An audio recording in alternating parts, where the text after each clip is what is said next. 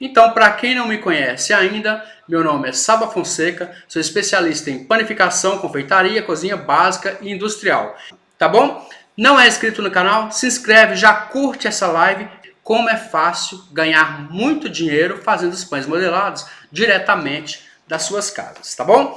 Vamos conversar aqui sobre vários temas, sobre vários casos que eu tive com as minhas alunas que erraram bastante.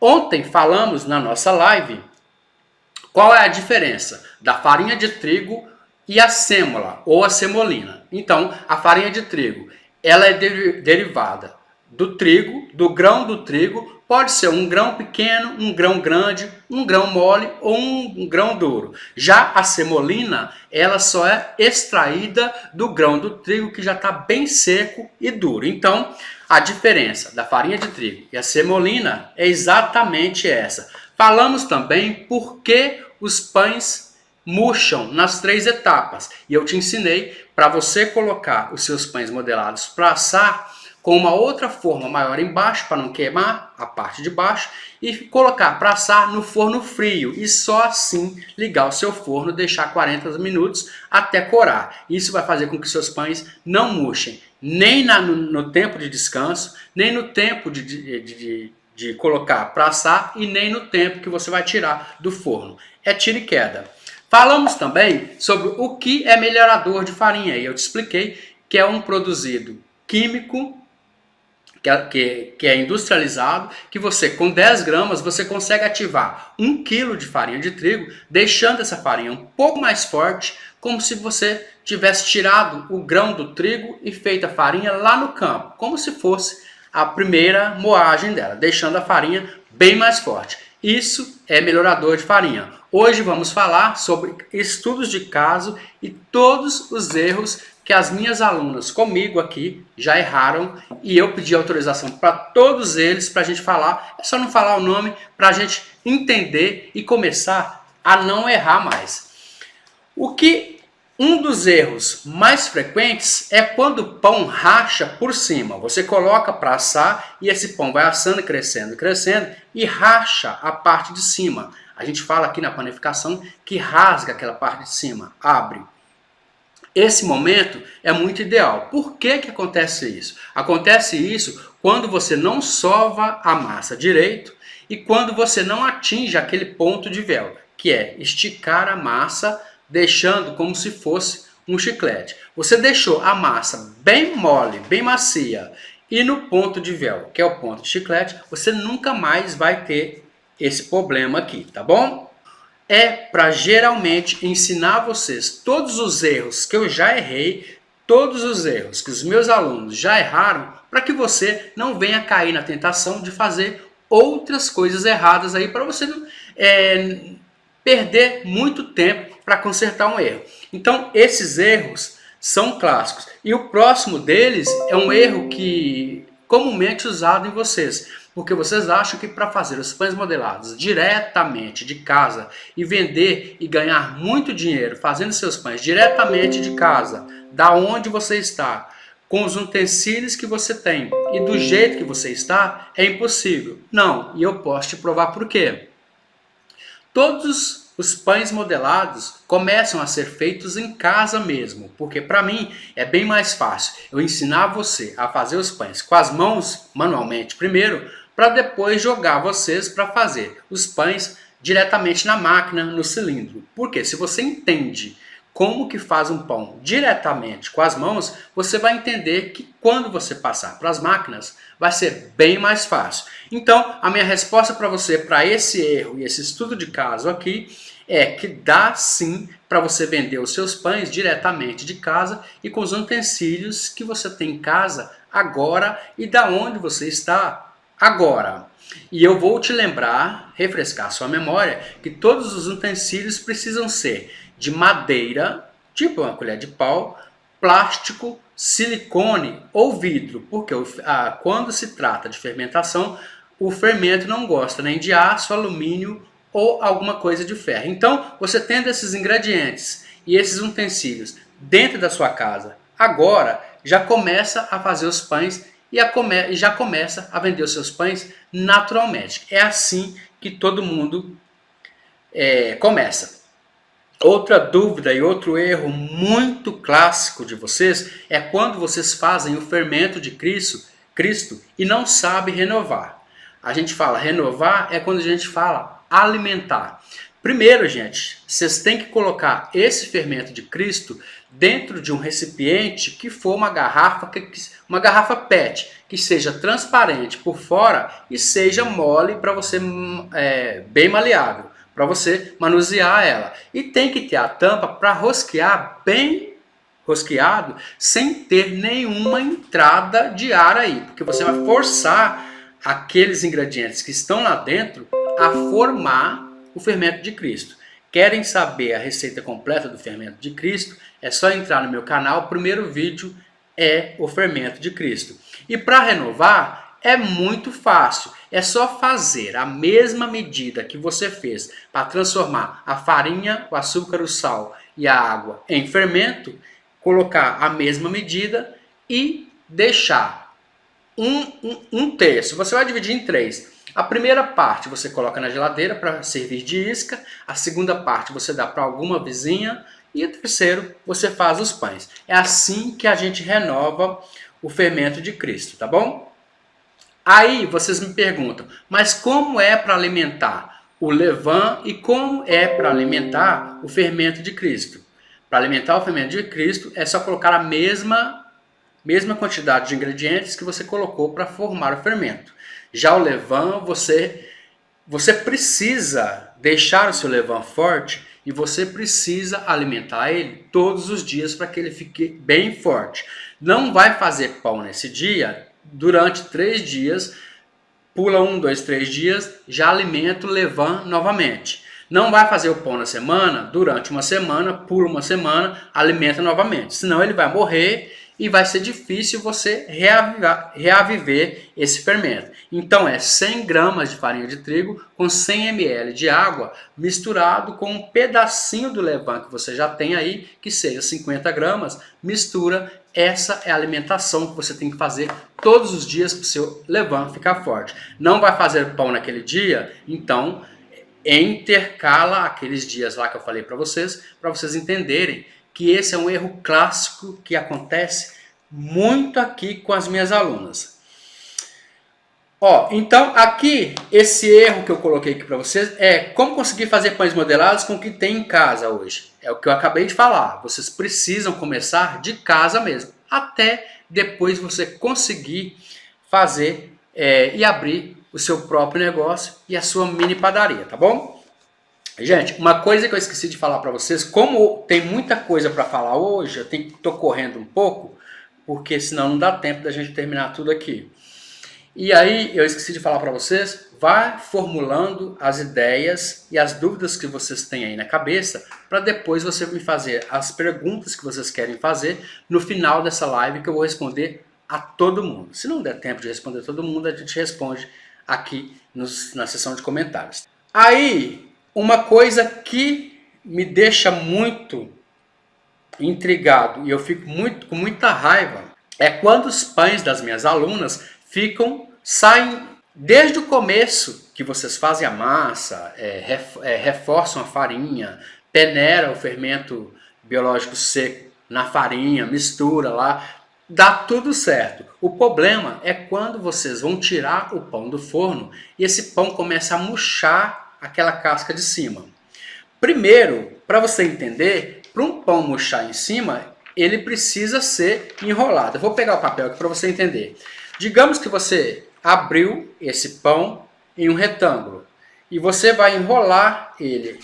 Você está enrolando ele para formar um pão retangular. Digamos que ele vai ficar assim, esse pão.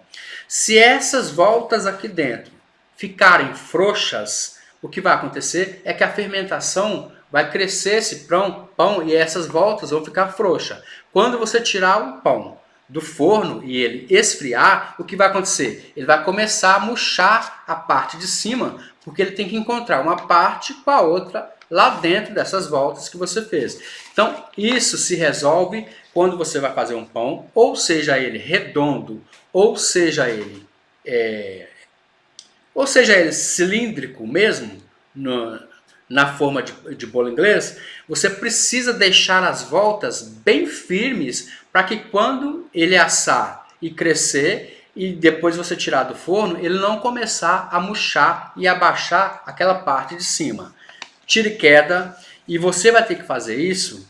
Se você tem muita dúvida sobre os pães abaixarem a parte de cima e começar a murchar, você vai precisar fazer isso. Você vai ter que colocar em mente a partir de hoje que você vai ter que colocar esses pães para assar no forno frio e só depois de ter colocado dentro do forno para assar é que você vai ligar o forno a 180 graus. É um forno mais ou menos médio. E aí esse forno mais ou menos médio vai corar o seu pão, vai assar. Porque o seu pão, quando ele murcha por cima, o que ele está querendo dizer para você? Ele está querendo dizer para você que ele não cozinhou direito a parte de dentro, que é o miolo. Então, um forno a 180 graus, ele primeiro vai cozinhar o pão, aquela massa toda que está lá no meio, para depois de cozinhar, ele começar a assar o seu pão por fora e deixar corado. Certo? Então faça isso a partir de hoje. Voltas completas no pão, bem apertadas.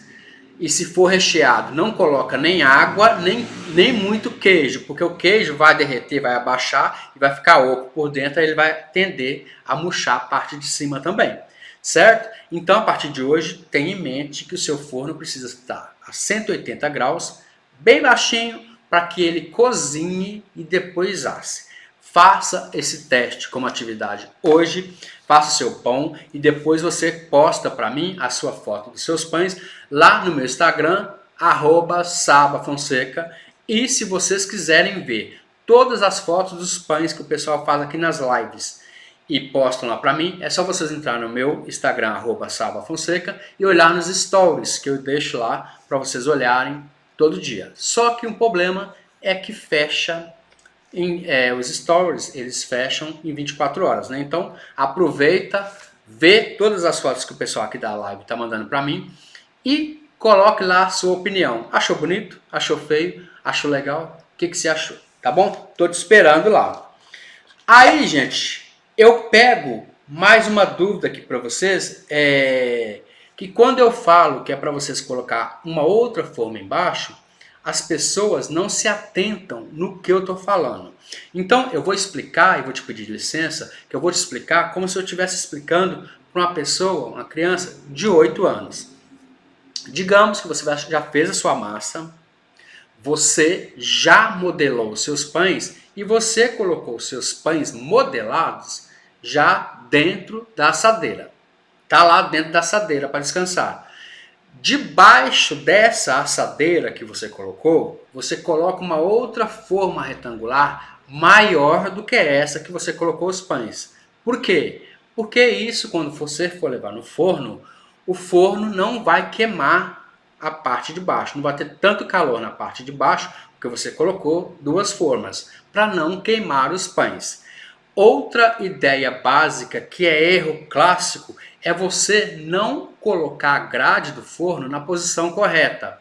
A grade do forno, onde você vai colocar a sua forma de pão, ela precisa ficar exatamente na segunda posição, que é exatamente no meio do forno. Porque no meio do forno vai assar tão bem quanto em cima, vai assar tão bem quanto embaixo. E com a forma maior embaixo, não vai deixar com que seus pães queimem. E lembre-se sempre a 180 graus para o seu pão não murchar depois na hora de assar. Lembre-se também que primeiro a gente precisa cozinhar a parte de dentro dos pães para depois a gente assar os pães, tá bom? Tá, aí o outro erro de vocês é deixar a massa descansar até dobrar de volume. Tá, eu até concordo com isso, desde que você não for modelar os pães. Se você não for modelar os pães, você pode pegar essa massa e deixar crescer até dobrar de volume, para depois você fazer os pães com ela.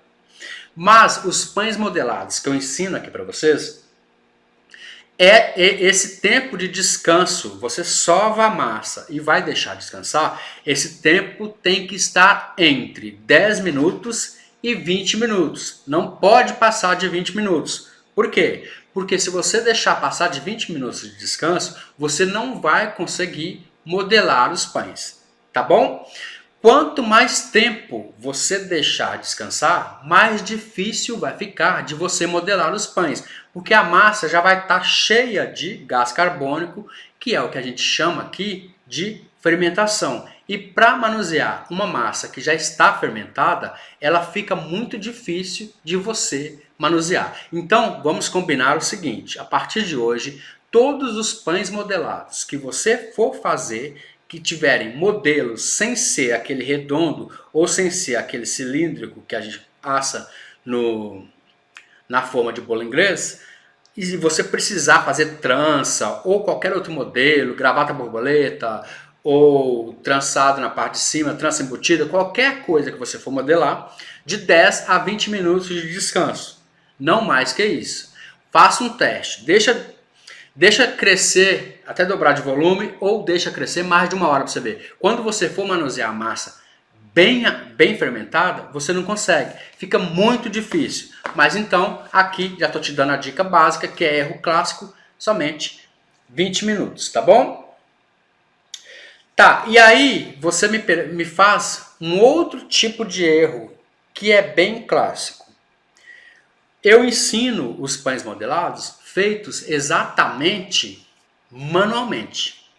Sempre vou ensinar vocês a fazer os pães manualmente. Porque quando vocês forem fazer esses pães manuais, que eu ensino manualmente, e vocês forem fazer no cilindro ou vocês forem fazer na masseira, vai ficar muito mais fácil, porque você sabe o ponto exato da massa.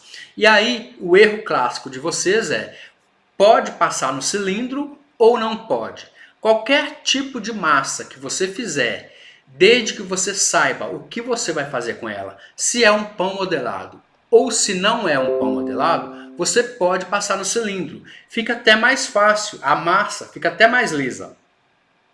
Mas o que eu tenho para dizer para vocês aqui é que essas massas precisam ser feitas manualmente para você aprender. Depois que você aprender a fazer manualmente, aí você pode passar no cilindro.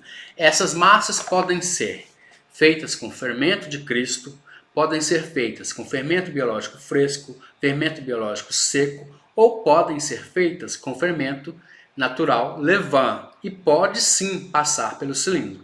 Para quem está chegando agora, gente, nós estamos fazendo estudos de caso das minhas alunas, entre erros deles que eu conserto e erros meus que eu já passei. Então hoje a gente está passando pelos estudos de caso e relembrando vocês tudo o que a gente já estudou. Quando eu falei de 20 minutos, vocês deram nó na mente, porque o pão, para ser modelado, ele precisa ser descansado somente 20 minutos, porque fica bem mais fácil de modelar os nossos pães. Aí vem aquela única dúvida e vocês começam a errar de novo quando o assunto é fermento de Cristo e quando o assunto é fermento natural levain. O fermento de Cristo e o fermento natural levain, se eu for modelar os pães, eu deixo descansando 20 minutos também? Não, gente. Por quê? Porque o fermento de Cristo, por ser, entre aspas, um fermento natural, e o fermento natural levain, por ser também um fermento natural, eles levam em média cerca de 4, 8, 12 e 24 horas para ter o desenvolvimento da massa. Eles demoram um pouco. Então, para você fazer um pão modelado com fermento de Cristo e fazer um pão modelado com um fermento natural levain, você vai precisar de mais tempo. Eu ensino isso vocês a fazerem, mas no caso aqui a gente faz os nossos pães modelados com 20 minutos de descanso. Por quê? Porque a gente faz os nossos pães modelados com fermento biológico seco misturado no meio da farinha. Então a gente sabe que se a gente deixar descansando 20 minutos somente, a gente já sabe que vai ter uma massa um pouco mais fermentada. Agora, no fermento de Cristo e no fermento natural levain, é muito difícil você saber quanto tempo vai levar para crescer uma massa. Por quê? Porque o fermento de Cristo e o fermento natural levain, eles são selvagens e é você quem controla. Já o fermento biológico fresco e o fermento biológico seco, eles já são controlados para a gente já fazer os pães e já saber em que momento esses pães vão crescer. Já o fermento biológico, o fermento de Cristo e o fermento natural levain, você quem controla. Por isso que é tão difícil as pessoas acertarem, porque é você quem controla. Se você errou em alguma coisa e não soube controlar, ele vai ou demorar para vir, ou então não vai vir. Então, o fermento de Cristo e o fermento natural levain, você precisa saber e já saber ter ele como um bichinho ali que você produz e saber em que momento ele vai crescer. Se você não souber disso, fica difícil responder para você quais são os minutos que você deixa descansar, tá bom? Mas só para te responder, se for o fermento de Cristo e o fermento natural levain, você vai precisar deixar ele crescer um pouquinho a massa para ser mais fácil, mais maleável, mais fácil de modelar os pães, tá bom? Ó, e aí, vocês tem um erro bastante clássico que vocês não entendem como que eu deixo as massas tão lisas quando eu faço a massa com vocês aqui na bancada, como eu deixo a massa tão lisa. Então, esse é um erro clássico dos meus alunos. Por quê? Porque quando a massa começa a grudar nas mãos, começa a grudar no recipiente ou começa a grudar na bancada, o que a gente faz de primeira mão?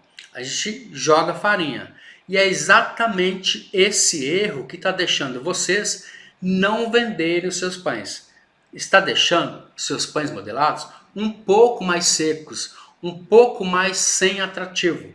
Então, para deixar essas massas tão lisas, brilhantes como a gente faz, é exatamente o contrário que a gente tem que fazer. Quando a massa começar a grudar no recipiente, começar a grudar nas mãos e grudar na bancada, a gente não pode colocar mais farinha. A partir daí, a gente vai passar somente óleo na bancada, porque a partir daí já não cabe a nós colocar mais farinha, porque senão a massa vai ficar muito seca. Então, saibam disso, a partir de hoje, quem vem comigo aprendendo a fazer os pães modelados, vai ter que colocar em mente agora que bancada depois da massa já sovada é só com óleo. Não pode mais colocar a farinha de trigo, porque você vai precisar dessa massa bem maleável para você fazer os contornos dos pães modelados que você escolheu. Vai fazer uma gravata? Como que você consegue fazer uma gravata com a massa seca que não está elástica? Não dá. Vai fazer uma trança? Como que você trança um pão sem essa massa estar maleável? Então, a partir de hoje, massa pronta e sovada, a bancada precisa estar com óleo, tá bom? Bom, e aí você me pergunta, e o pessoal tem um erro muito clássico, que é não saber atingir o ponto de véu. E quando eu falo o que é ponto de véu é quando a massa fica bem macia e elástica e a gente consegue deixar essa massa transparente como chiclete, a gente consegue olhar do outro lado. E aí como consegue? Exatamente são de 20 a 30 minutos sovando essa massa para você entender e para você ter o ponto de véu perfeito. Por que que vocês não conseguem o ponto de véu? Digamos que eu já sovei a massa e eu tenho uma bola aqui. Agora então eu vou sovar para me atingir o ponto de véu. E eu vou sovar como naquela técnica que eu já ensinei para vocês, que é a técnica lava-roupa. Então a bola de massa está aqui, eu começo fazendo esse movimento. 2, 3, 4. De novo. 1, 2, 3, 4. Essa parte que eu sovei, jogo para cima. Essa parte de baixo eu não sovei, venho 1, 2, 3, 4. Vou fazendo esse movimento até que eu passe toda a massa. Vamos, joga para cima, essa parte de baixo não. 2, 3, 4. Até passar toda a massa. Quando eu passo essa massa, Aí eu já atinjo o ponto de véu em cerca de 20 ou 30 minutos. O que acontece com vocês é que vocês não fazem esse movimento, vocês viram a massa. E quando eu faço esse movimento e vira a massa, aqui eu fiz, virei, desfiz. Aqui eu fiz, virei a massa, desfiz. Então, você faz, desfaz. Para atingir o ponto de véu, são várias proteínas que elas têm que entrelaçar uma com a outra no movimento mecânico que você faz com as mãos. Se elas não entrelaçarem e não fazer a rede de glúten, o ponto de véu, você não vai conseguir. Por quê? Você faz de um lado, depois você faz de outro. Você faz de um lado, depois você faz de outro, você nunca vai ter essa rede formada. Então, sova é exatamente de um lado só e sova é exatamente de um jeito só, porque senão você nunca vai conseguir. Lembrando que é 20 ou 30 minutos. Eu estou correndo hoje, senão não dou conta de terminar tudo, tá bom, gente? Esses 5 minutinhos agora, o finalzinho dessa live agora, gente, eu vou deixar para vocês fazerem as perguntas que vocês têm, as dúvidas que vocês tiveram, e depois a gente conversa mais sobre o assunto aqui na seção de comentários, tá bom? A live de hoje foi só para falar mesmo dos estudos de caso que eu tenho com os meus alunos aqui, quais são os erros, quais são os acertos, quais são os erros e quais acertos a gente faz para acertar a massa. Qualquer dúvida, qualquer coisa que vocês quiserem perguntar para mim, agora, a hora é agora, eu vou deixar vocês perguntarem, tá bom? Eu preciso transformar as suas mãos em mãos de fada para você ficar me devendo o favor de transformar as receitas antigas de pães do caderninho da vovó em objetos de desejo. Professor, eu não consigo fazer o fermento de Cristo. Geralmente, ô Marisa, não é só você que não consegue. Tem muita gente que me pergunta como que faz, porque muita gente não consegue fazer mesmo. Tenta fazer, ou no 7º dia a farinha ainda não subiu, ou então vai fazer o pão não cresce. Muita gente não sabe. Eu tenho um vídeo completo lá nesse canal. Depois você vai lá ver se você consegue fazer com esse método. Qualquer coisa a gente conversa depois na seção de comentários. Tá bom, Marisa? Núbia, é possível fazer carioquinhas no forno convencional? E agora eu não lembro qual que é a carioquinha. De repente eu conheço aqui em São Paulo por outro nome, porque eu sou mineiro também, eu tive que aprender outros nomes, foi aqui, tá bom? A Vera, boa noite, como fazer para a massa ficar úmida? A massa ficar úmida é você não colocar farinha na hora que você vai sovar a massa e ela te pede farinha. Massa precisa ficar bem macia e elástica e não colocar farinha na segunda sova. Renato, como fazer pães no frio? Que dica você dá? Eu dou a dica para você, Renato, de fazer o método esponja, porque o método esponja, ele faz o seu pão crescer em metade do tempo, que você vai esperar, mesmo que a temperatura estiver abaixo de 0 graus. E outra coisa, a esponja deixa os pães macios por mais tempo, tira o cheiro do fermento, o gosto do fermento, não dá azia, má digestão ou queimação. Eu escolho para você a esponja, tá bom? Amo suas receitas, Erotildes falou, boa noite, fiz o pão, porém ficou duro por cima e paçocado por dentro, onde errei? Edivane, a gente tem que saber qual que foi o fermento que você usou, se for o fermento de Cristo, fermento natural Levain, ou fermento biológico seco ou fresco, depois você me coloca aqui que eu te respondo, tá bom?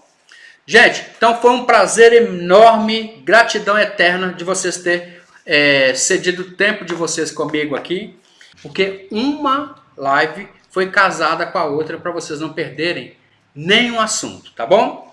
Que lá a gente vai aprofundar o assunto para transformar as suas mãos em mãos de fada e, como consequência disso, você transformar as receitas antigas de pães do caderninho da vovó em objetos de desejo. Estou esperando vocês lá. Gratidão eterna, foi muito bom, foi uma delícia estar com vocês aqui. Beijo para todo mundo, até a nossa próxima live, a nossa próxima reunião. Espero lá, tá bom? Beijo para todo mundo e até lá.